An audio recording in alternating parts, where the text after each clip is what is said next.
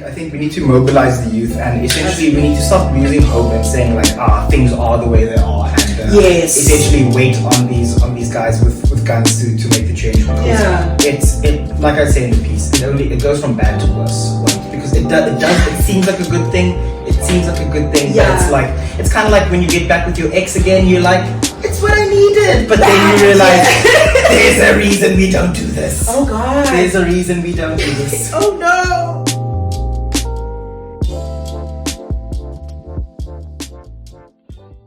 Hello, molweni, namkelekile kwinkqubo yethu namhlanje bhotani mawethu, and thank you so much for tuning into Bad Nihilist. This is episode 3. If you've been keeping up with the community, if you haven't, what are you doing? Get on it, because today I am so excited for today's guest. I am so excited.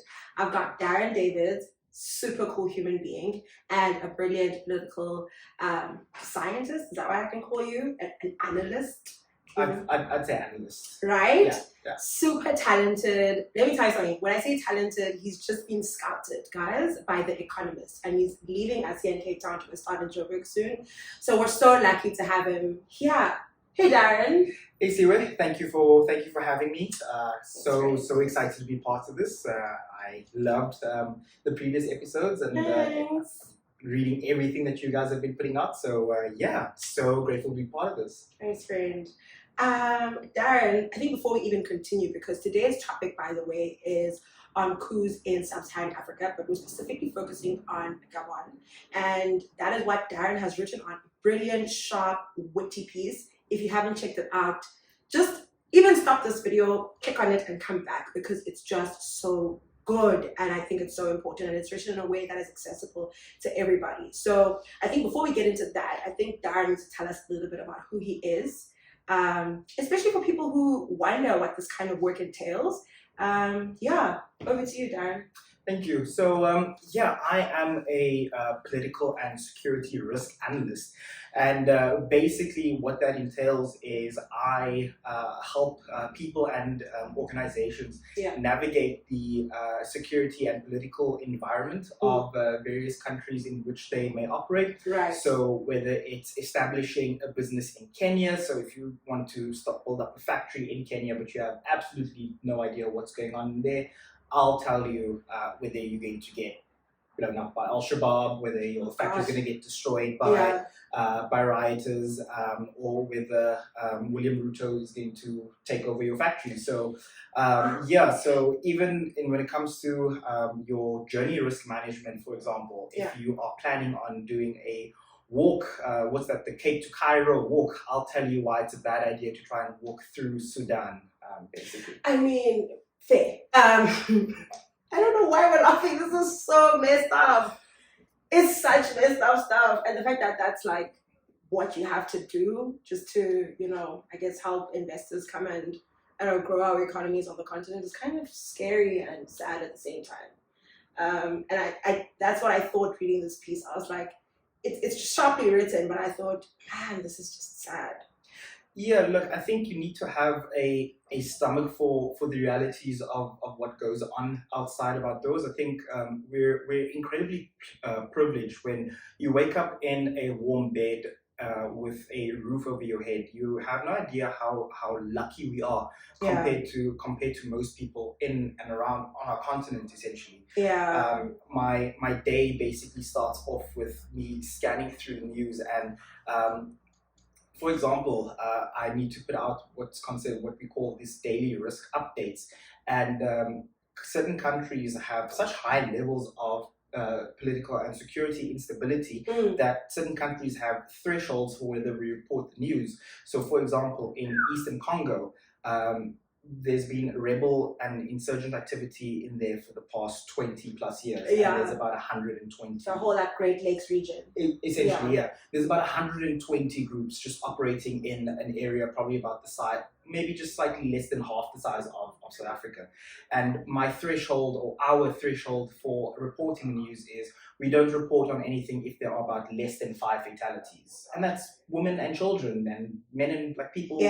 So that's the threshold. And very cruel tactics as well. I mean, just having read your piece and just general knowledge, we know that these insurgencies and these well, what do we call them? They're not wars essentially, but they're like civil unrest things, which is kind of wild to call them that, because I just feel like it diminishes how violent and oppressive these I don't know, uprisings are. But at the same time, there is justification and reason for it. And I think we can jump into that right now, because you wrote this piece and I want you to tell us a little bit about why you wrote it. And for those who don't know, the piece that Darren's written is on the coup that's recently happened in Gabon. But it's not only there, he touches on the fact that this has been a recurring theme and a recurring trend in that region as it is right now. So I think I want you to talk a little bit about what has happened and what led to this happening.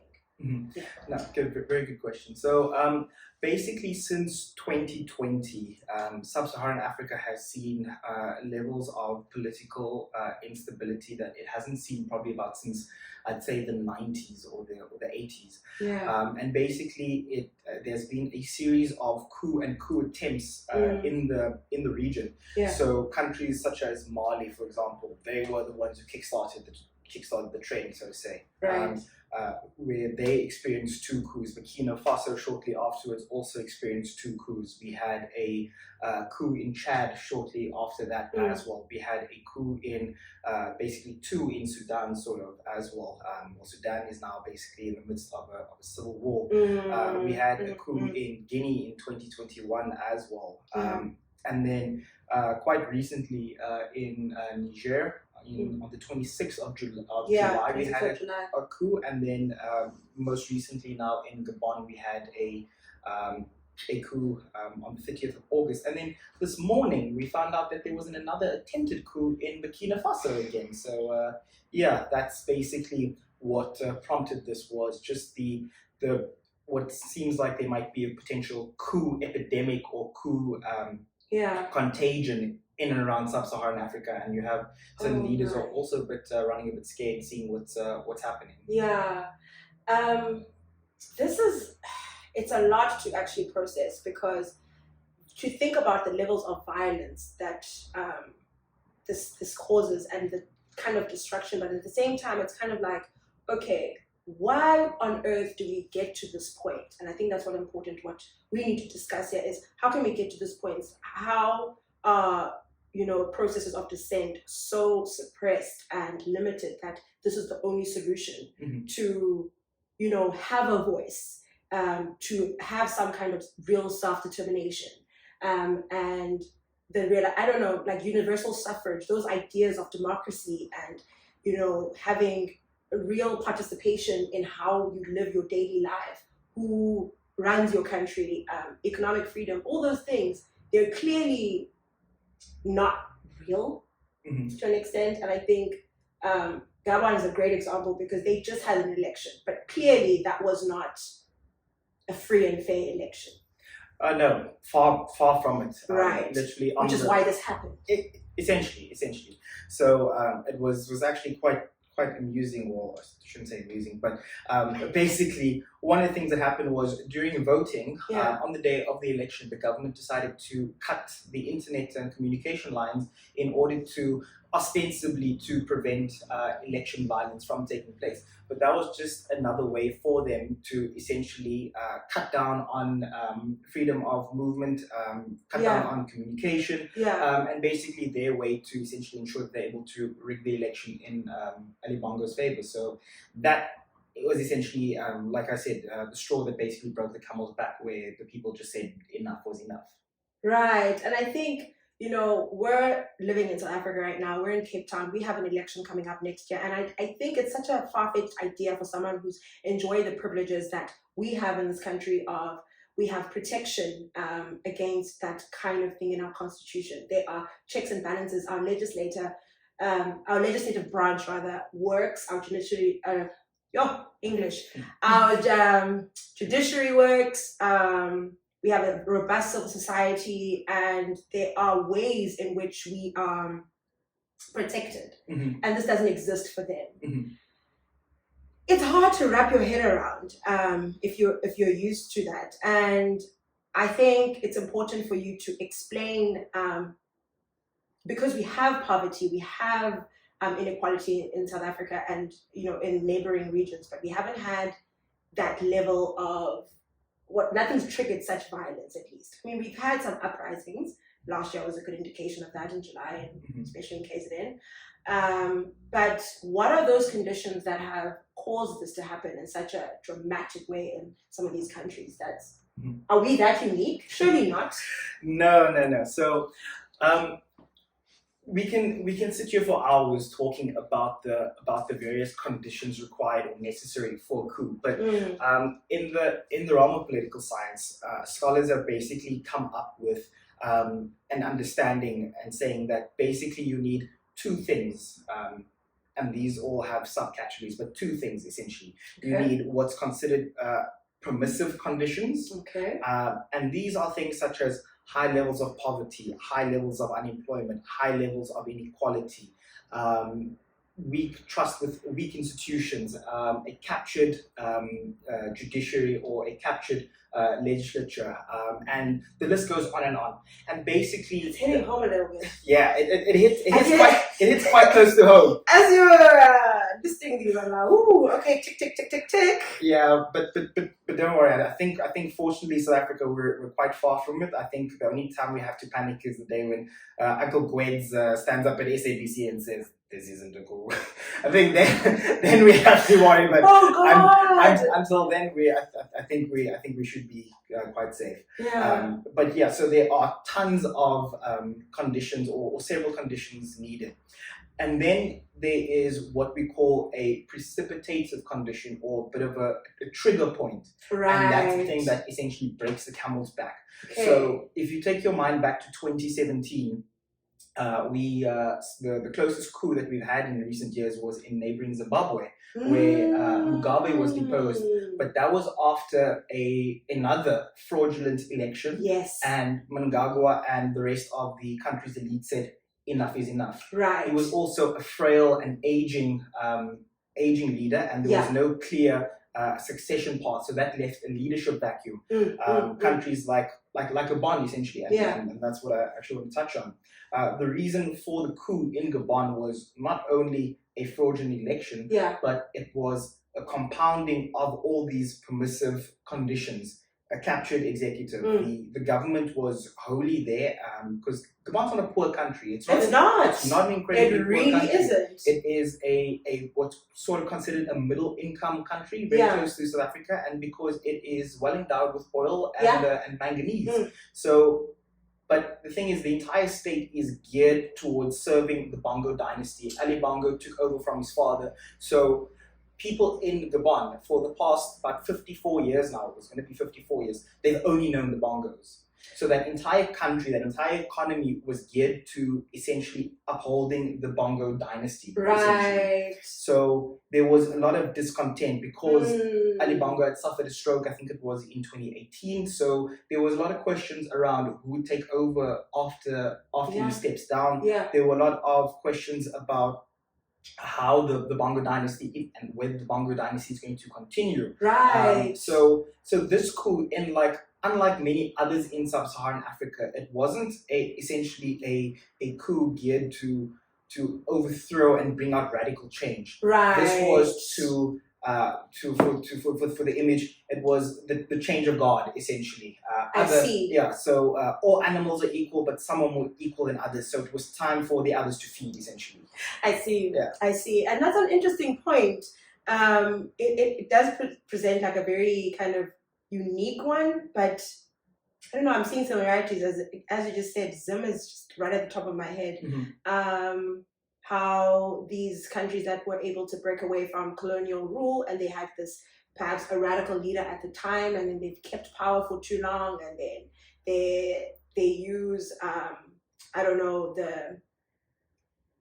mega structures and things that help the economy for themselves, perhaps state-owned projects. They only are filtered for a certain amount of people. Wealth is kept in small pockets.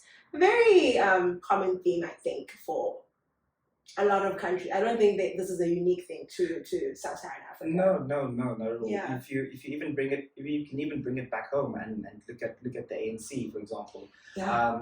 A lot of commercial. If you look at ESCOM, for example, ESCOM in of itself is, I suppose, an example of or microcosm of exactly what's happening in South Africa, for example. You have so many elites within the ruling party who essentially benefit from the state's resources. So you're essentially setting up this large patronage network for elites to essentially, for lack of a better word, feed from. Yeah.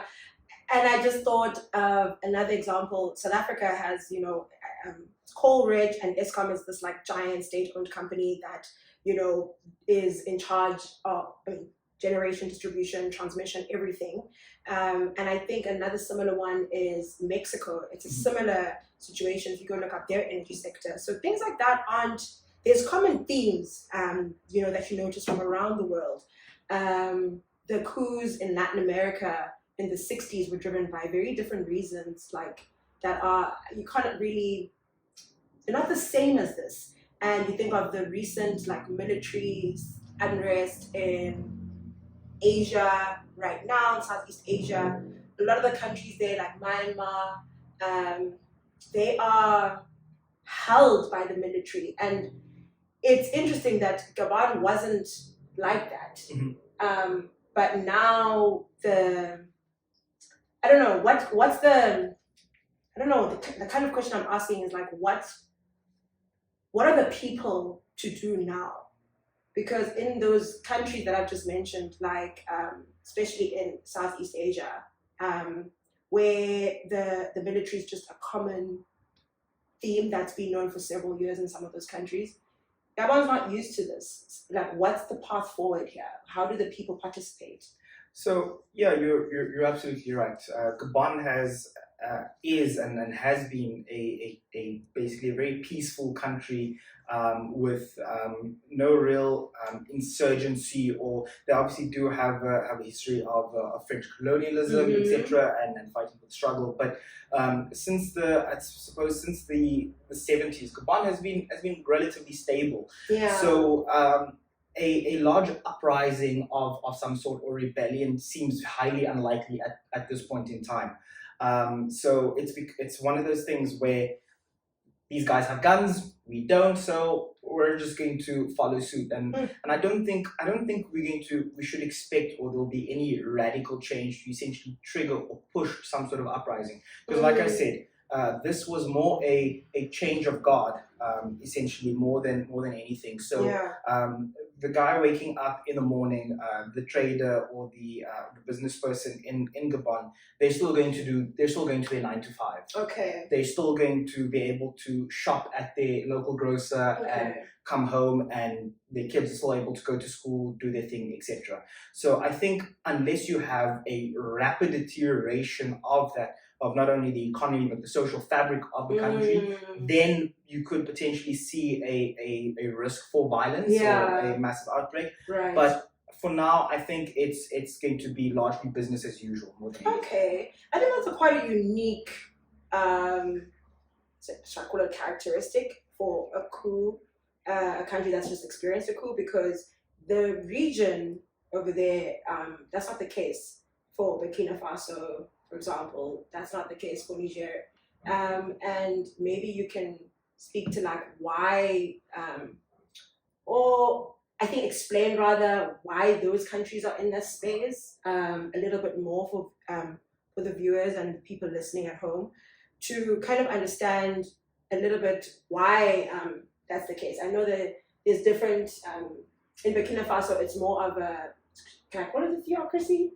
Or one that's based a lot on religion? Yeah. As those are some of the motivations there. So in Burkina Faso, and in northern Nigeria as well. So in Burkina Faso, for example, since about 2015, 2016, the country has been facing an incredibly horrid Islamist militant insurgency. So groups linked to Al-Qaeda as well as Islamic State are operating in there, whether it's JNIM, very long acronym, which it's really okay. can't remember. It's really okay. Yeah, so but they operate with such violence. That's what's consistent for me. And in Sudan, it's sexualized violence, rape is a tool of war, torture, murder, all those kinds of things. But that doesn't seem to be the case for Gabon, which is, I guess, a blessing for them. But I think it's important that you speak about the others. Yeah, no, of course. And one of the things is in Burkina Faso, for example, like I said, they are still suffering from militant insurgency. And one of the things that was a persistent problem was before the government was overthrown, the soldiers were suffering heavy losses. We're talking about probably about a couple of thousand soldiers dying every year in this Islamist violence, and there was nothing that seemed to be improving in that front. And then you had eventually the military said because all those, like I said, those permissive conditions, they were already there and already well established, and you had essentially a trigger, which was a massive attack on a military base where they lost, like, I think it was like 150 or 300 soldiers in one attack, and they had been asking for weapons and food and ammunition for days, but the government just didn't answer them. And soldiers said, you know what, you guys clearly don't know what you're doing, enough is enough. And that was essentially the trigger for them overthrowing the government. And to be honest, things have gotten even worse. The militant groups now control about 60% of Burkina Faso's territory. They've recently decided to enlist civilians, part of their who's only given about 2 weeks worth of training before they sent into the field to essentially fight these militants. So it's a tale of two cities in Gabon versus Burkina Faso, and one would usually think that countries that are experiencing these high levels of militancy, like Mali, have a coup, like Burkina Faso, they end up having coup, like Chad, etc., etc. But Gabon was a bit of a I'd say a bit of a stand-up, because Gabon caught myself and a lot of other everyone was shocked. Were caught a bit off guard. So like we had known that look, there's potential. We actually hate using the word in our work, saying that there's a potential, because there's always potential for everything. There's a potential for a coup in Zimbabwe as much as there's a potential for a coup in South Africa. So, but we did know that the risks were quite pronounced, but you never really know what that trigger is going to be.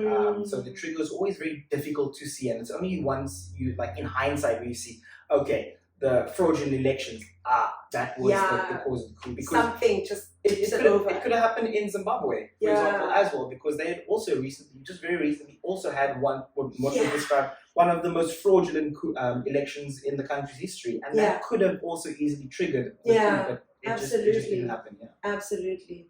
Man, this is a lot to think about. I'm drawing similarities. Every time you speak, I'm thinking about my own country. As soon as I read this piece, I just went on the internet and started scouring, and it's so frightening to realize just how close to home this is and how much we don't speak enough about this. I think South Africa, whoever's South African, I'm directing this to you. We live in a bubble where I don't think we realize just the gravity of some of the challenges the people on our continent are dealing with at the moment. And I think people like you bringing awareness to this in this medium is just so important. I know you do it obviously for work and helping clients, but I think it's just so important for the public to just know how troubling some of these things are and how close to home they are. As we wrap up, Darren, I think I want to get your final thoughts on, I don't know, just on this whole subject on, I guess, what the people of Gabon have to look forward to. Also, what some of the countries dealing with this, or I don't know, if there are any warnings or warning signs that you're seeing, any predictions you have for coming weeks, coming months, in some of the countries that we talked about right now. And just your final thoughts to the people watching. Thank you. So I think right now we are in a precarious situation right now in and around Sub-Saharan Africa.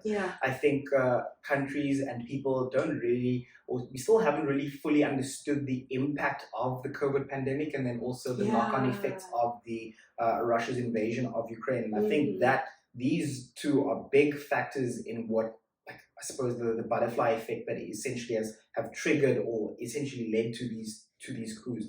But I think what we do need to do is stay vigilant, especially for countries like Cameroon, like the Republic of Congo, like Equatorial Guinea, even Zimbabwe to a certain degree, because in the three countries, Cameroon, Equatorial Guinea, and Republic of Congo, we have leaders who have been there in charge of these countries for about collectively, I'd say, the three leaders have been there for about a collective 123 years. And in Cameroon, on the day of the coup, it was actually quite funny.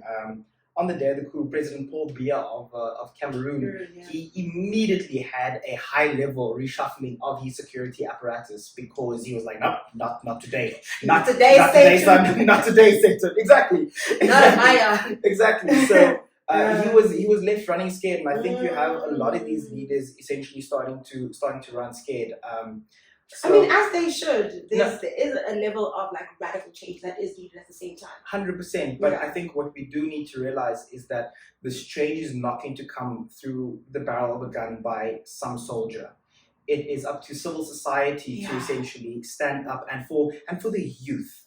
The youth. Africa has the youngest youth population in the world. And we're led by, no offense, by fossils and dinosaurs, you know? 100%. I mean, actually, offense, take some. Your cabinets look terrible. Put the youth in there. 100%. And I think what we need to do is trying to energize the youth, to try and get passionate about this, because I can understand. The Arab Spring just came to mind as you said that. Yeah. It's giving Arab Spring. It's giving Arab Spring. Giving, as the kids say. Oh, I'm so too old to say it's giving. You really are! Too old. You referred to the... when you read this piece, you refer to the trend as a TikTok challenge of like who's going to throttle their government next.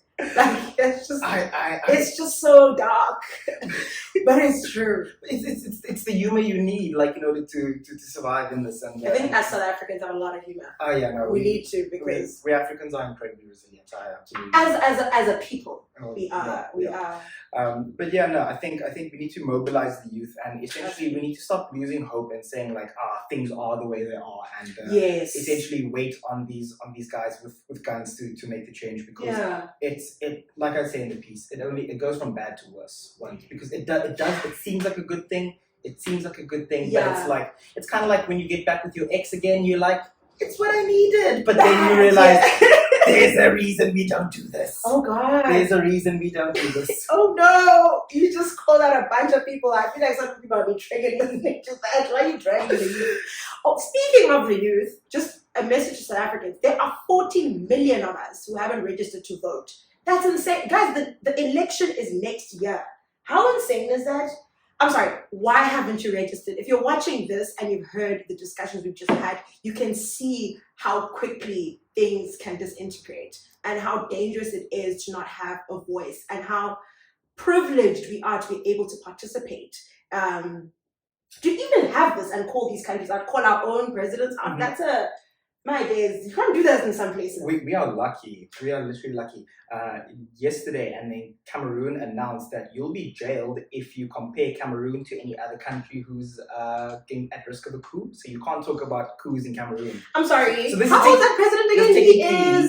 How old is he again? Paul Biya. I think he's probably about 81. Right? Yeah, he's probably about 81. Get your ass out, fossil. He needs to leave. He needs to leave.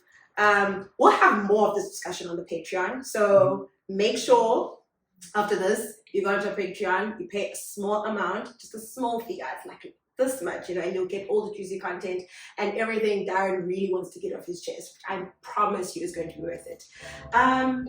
Thanks again.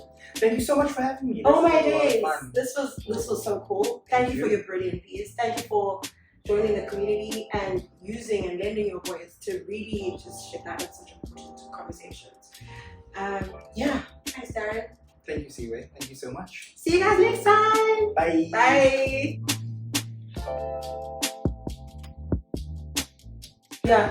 On her way there were a couple of men in this car, and they told her, get in, obviously. And they put her into the back seat.